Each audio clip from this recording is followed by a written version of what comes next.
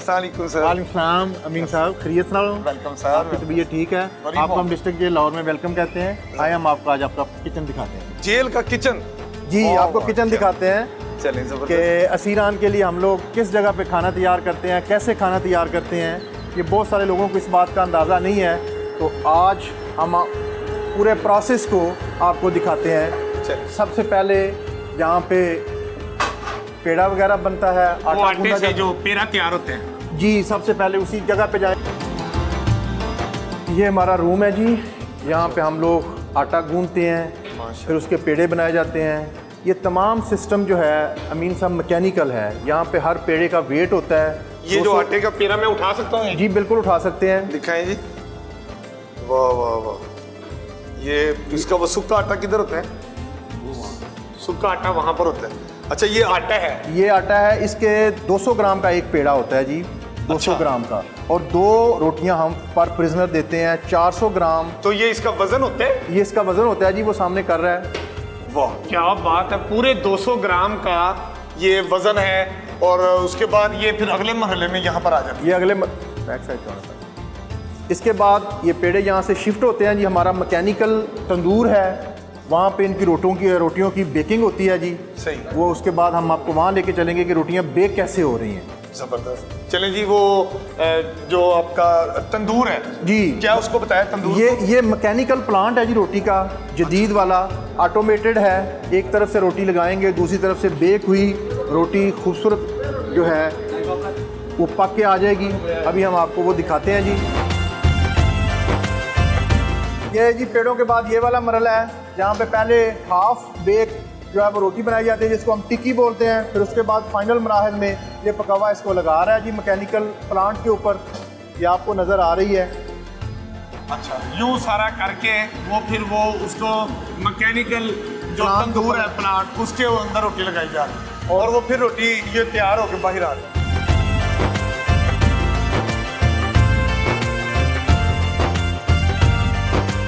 वो पीछे से जो रोटी लगा रहे हैं वो आफ्टर 10 to 15 सेकंड रोटी यहाँ पे बेक होके बड़ी अच्छी तरीके से जो आपको नज़र आ रही है। ये देखें, ये ये बहुत गर्म रोटी है। और ये रोटी का साइज देखें कितना जबरदस्त है। और इसका वजन भी जो 200 ग्राम आटे का वजन था, वो वाकई रोटी तैयार होकर भी आप देखें कितनी जबरदस्त है। कोई कच्ची नहीं, कोई सड़ी हुई रोटी नहीं है, बेहतरीन रोटी। ये वो रोटी है जो कैदियों को मिलती है। हर कैदी को 2 रोटियाँ मिलेंगी जी। ये 2 दोपहर को, 2 शाम को, रमज़ान में सुबह, 2 सहरी में, 2 अफ्तारी में। 2 अफ्तारी में। चलें, बहुत अच्छी बात है जी। अमीन साहब, ये वो रूम है जहाँ पे तमाम खाना पक के जब तैयार हो जाता है, उसको असीरान में तकसीम करने से पहले हम लोग, हमारा मेडिकल अफसर, सुपरिटेंडेंट जेल, दीगर स्टाफ इसको चेक करते हैं कि जी वो खाने की क्वालिटी क्या बेहतर है। इसमें वो रोटियां भी आपको नज़र आ रही हैं जो मैकेनिकल तंदूर में पकी हुई थी। ये खजूरें और पकौड़े, ये आईजी साहब और गवर्नमेंट की हदायत के मुताबिक मुखय्यर हज़रात की तरफ से इनका इंतज़ाम किया गया है।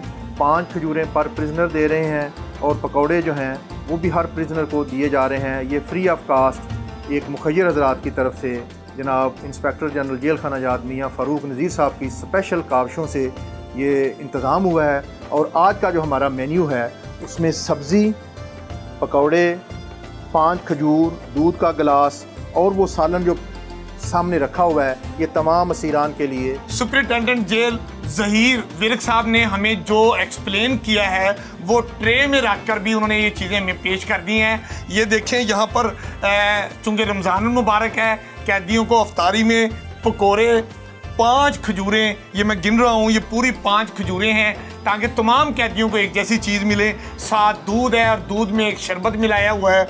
और ये सब्ज़ी और ये 2 रोटी। आप 2 रोटियाँ बता रहे थे? 2 रोटी हर कैदी को ये 2 रोटियाँ हैं। ये पूरा मेन्यू है जो हर रोज़ अफ्तारी के वक्त कैदियों को दिया जाता है। लेकिन आज चूँकि डिस्कवर पाकिस्तान की टीम आई है मेज़बान रमज़ान प्रोग्राम के तहत, अमीन हफीज़ भी आज जेल में है और आज हम कैदियों के लिए अफ्तारी लाए हैं। जो अफ्तारी हम लाए हैं वो इस अफ्तारी के सामान में ऐड हो जाएगी और फिर वो आज हम कैदियों को सब कुछ खिलाएंगे और हमें बड़ी खुशी होगी। बहुत शुक्रिया जी। अब हम आगे चलते हैं। तो आगे क्या जगह है जी? हाय ज़हीर साहब, ये खुशबू बड़ी ज़बरदस्त आ रही है मुझे। ये पकौड़े जी लाइव बन रहे हैं पकौड़े प्रिजनर के लिए। पकौड़े तो 450 केजी पकौड़े बनते हैं जी लाइव। 450 जी। केजी पकौड़े। मैं एक मिनट जरा देख सकता हूँ जी ये पकौड़े कैसे तैयार हो रहे हैं। अमीन हफीज साहब खुद ये पकौड़े जो है ना वो देखेंगे कि कैसे तैयार हो रहे हैं। ये ज़रा देखें, यूं ये मैं बाहर निकाल सकता हूँ। अब तैयार हो गए? जी जी तैयार हैं। वाह वाह वाह वाह। ये देखें, ये आए आए आए ऐसे करके, ऐसे ये देखें जी, कैंप जेल लाहौर में कैदियों की अफ्तारी के लिए ताज़ा गर्मो गर्म पकोड़े जो हैं वो तैयार किए जा रहे हैं।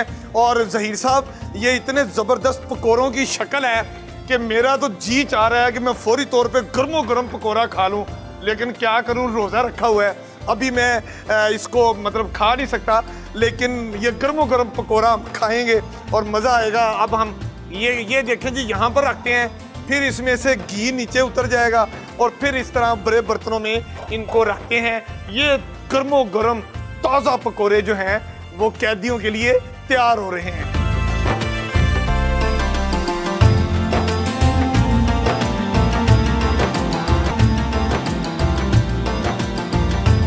हम कैंप जेल लाहौर में उस मुकाम पर आ गए हैं जहां पर कैदी रोज़ा अफ्तार करने के लिए मौजूद हैं और अभी अमीन हफीज़ इनसे बात करेंगे कि ये कैदी हैं और रोज़ा रखते हैं नहीं रखते, इनको खाना कैसा मिलता है, ये सारी बातें आज हम इनसे बात करते हैं। क्या नाम है जी आपका? नज़ीर खान। नज़ीर खान जी। नज़ीर खान साहब, आप किस जुर्म में यहाँ? मैं नैब के केस में हूँ। नैब के जी, केस नैब। में? अच्छा, मतलब करप्शन वगैरह का इल्जाम? Miss use of power. Miss use मतलब आप अपने इख्तियारात का ज्यादा इस्तेमाल करते हैं। जी। चलिए, हो ही जाता है, जब बंदा पावर इस्तेमाल कर रहा होता है थोड़ी ज्यादा हो ही जाती जी, है। जी। तो अच्छा ये बताइए कि आप जेल में हैं तो यहाँ पर खाना कैसा मिलता जी, है? एक तो हमने अल्हम्दुलिल्लाह। खाना किचन में देखा है जी। वो रोटी बड़ी सेहतमंद है, खाना ऐसे तड़का उस पर तरी भी है, बिल्कुल और ऐसे जैसे ये- घर में हम खा रहे होते हैं उसी तरह सालन का जो क्वालिटी है सालन की, उसी तरह जिस तरह हम घर में खा रहे होते हैं, रोटी भी ताज़ी आती है। जेल में अफ्तारी टाइम पे अफ्तारी में पकोड़े ऐसे जैसे हम घर में तल के फ्रेश गर्मा गर्म पकोड़े, खजूर की क्वालिटी इतनी अच्छी है, फिर जामे शीरीं दूध मिला वो मेरा वो फेवरेट शरबत है। चलें अभी आगे हम बात करते हैं। आप बताएं जी, आप यहाँ कैदी हैं, आपका क्या नाम है? मेरा नाम कमर ज़मान है।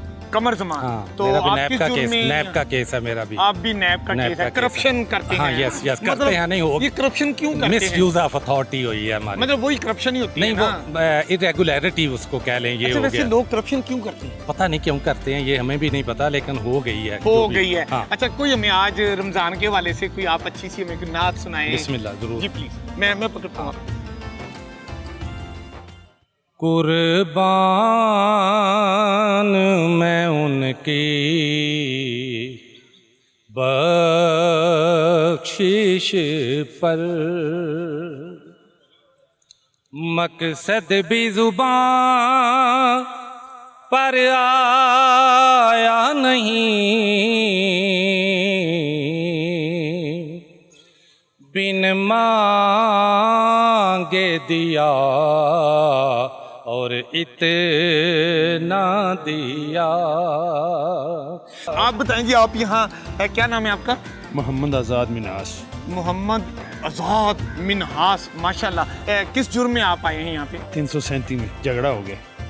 337 झगड़ा हो गया, हाँ। मतलब कुसुनमुखी हो गई। अब यस तो आपने किसी का नाक तोड़ दिया? बाबे वो ये कान टूटा थोड़ा सा इधर चोट आ गई सख्त, और एक इधर तो बाजू आप समझते हैं कि ये आपने सही किया था, आपको नहीं करना चाहिए था?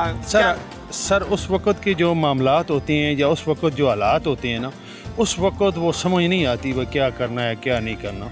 उस वक़्त ये मसला हो जाता है कि बंदा अपनी इज़्ज़त को, अपनी उधर जो उसके हालात होती हैं उसके मुताबिक वो फैसला करता है। अच्छा ये बताएं, आप अभी जेल में आ गए, जुर्म कर दिया, मुक्का मारा, कान तोड़ दिया, किसी का आपने नुकसान किया, अब आप क्या लोगों को जो जेल से बाहर हैं उनको क्या मशवरा देंगे कि वो ऐसा मतलब गुस्सा ना करें, बर्दाश्त करें, ताकि उनको जेल ना आना पड़े? क्या मैसेज देंगे? ये सर बात ये है कि अमीन हफीज़ साहब, बात ये है कि अगर हमारे पास उधर कुछ थर्ड आदमी होता तो वो बड़ा किरदार अदा कर सकता था। हम दोनों को, हम जो लड़ रहे थे, हम दोनों को सुलह करा सकता था। हमारे अंदर को ऐसी बात करता कि बैठो आप इधर, एक यार मैं, लेकिन लोग तमाशबीन होते हैं ना, तमाशबीन तमाशा होते देखते हैं, हैं। तो ऐसे में ये काम सारे हल हो सकते हैं। थर्ड आदमी का ना बड़ा किरदार हो सकता है कि हमारे ऊपर वो ऐसी बात, वो कहता मैं 1 मिनट रुकें यार, मुझे बताएं, मैं आपका मसला हल कर दूं। मसला हो सकता था। हाँ, ये लेकिन किरदार, बस- हमें हमारे दूसरे भाइयों को किरदार अदा करना चाहिए। जेल के बारे में कुछ बताएं, अच्छी सी बात। बस जेल के बारे में यही सबसे जो अच्छी बात है, जो मैंने अपने आप में फील किया कि जेल में आके इंसान को अपने बारे में सोचने का मौका मिलता है। बाहर आज़ाद ज़िंदगी में बंदा बाकी सब रिश्तों के लिए कुर्बानियाँ देने में लगा रहता है, अपनी ज़ात के लिए नहीं सोच पाता। यहाँ आकर उसको एहसास होता है कि मेरी अपनी भी वो ज़रूरतें ज़िंदगी हैं, है, ज़िंदगी मेरा है, अपना- और मैंने अल्लाह को जवाब देना है जिन चीज़ों का। तो यहाँ उसकी आगे तैयारी नमाज करता है। सुने, जेल में आगे सारे लोग जो भाई नॉर्मली नमाज नहीं पढ़ते, हाँ जी। यहाँ नमाज भी पढ़ते हैं, कुरान पाक भी पढ़ते हैं, ऐसी बात। यहाँ पर इतनी ज़्यादा इबादत होती है, अगर यहाँ पर मुनाफकत ना हो तो ये दीवारें और ये सलाखें टूट जाए, इतनी इबादत होती है। आपकी शादी हुई है, जी जी बच्चे हैं, जी। आप कब से जेल में? मैं तकरीबन 27 महीने हो गए। 27 महीने, मतलब 2 साल से ज्यादा हो गए। जी जी सर, मतलब घर वालों की याद आती है, बहुत ज़्यादा याद आती है, बीवी बच्चों की याद आती बहुत है। आती है याद। बच्चा आपके सीने से लग के प्यार जी। किया करता था, पैसे मांगता है, बस ऐसे ही है, बस याद तो बड़ी आती है, दिल करता है अब जाके ही देखें घर, लेकिन हालात अभी कुछ सही नहीं हुए। बहुत अफसोस होता है उस वक्त को जब ये ऐसा सीन हुआ था। किसी का कसूर था या आप अपने गुस्से पे कंट्रोल नहीं कर सके? कौन जिम्मेदार है? बस इसमें यही है कि तकदीर ने साथ नहीं दी है या किस्मत खराब थी। बीवी बच्चे मिलने आते हैं? तो नहीं, कोई भी नहीं, क्यों? उन्हीं के साथ तो लड़ाई हुई थी। तो कत्ल किसको किया? साला ओ, साले को जो आधा, मतलब साले को कत्ल किया है, तो फिर बीवी तो बिल्कुल ही आपको, जी तो बच्चे भी नहीं आते? नहीं। आप सच्ची सच्ची मुझे दिल पे हाथ रख के बताएं, हाँ जी साला कत्ल कर दिया, जी बीवी मिलने नहीं आती, जी। बच्चे मिलने नहीं आते, जी, रोते हो ना बैठ के? ऐसे ही है। क्या कहते हो? रोते हो? हाँ, दुख होता है, क्या कहते हो? वक्त को पछताते हैं, आंसू आते हैं? आंसू वहाँ से। क्या नसीहत करोगे? गुस्से को 2 मिनट के लिए कंट्रोल में कर लेना चाहिए, वक्त फिर बहुत अच्छा रहता है। सबकी याद आती है, वालिदैन की भी, बच्चों की भी, औलाद की भी, बीवी की भी। जेल कोई बहुत अच्छी जगह नहीं है, इधर किसी को नहीं आना चाहिए, खुदा न खास्ता। मैं तो, मेरे तो एक नसीहत या एडवाइस कह लें कि अगर आप कुछ अपने मामलात, कोई गलती हो जाती है, बाहर उसको हल करें, कोशिश करें और गुस्सा ना करें, तो इस तरह के मामलात आगे बढ़ें, लेन देन के हों, फैमिली मैटर्स के हों। जेल कोई अच्छी जगह नहीं है। कोई भी इंसान इधर आके ना ये नहीं समझता, या तो वो सिद्ध के दिल से तौबा करे तो उसकी निजात है, अदरवाइज़ इधर से टाइम गुजारना इतना आसान काम नहीं है। और आपको इकबाल करने, लोग अक्सर आके यहाँ पर अपने जुर्म का इकबाल ही नहीं करते। आपने कोई गलती की होती है, आप इधर आते हैं, तो सबसे पहले अपने जुर्म का इकबाल करना चाहिए। अंदरूनी इस्लाह इसी तरह स्टार्ट होती है।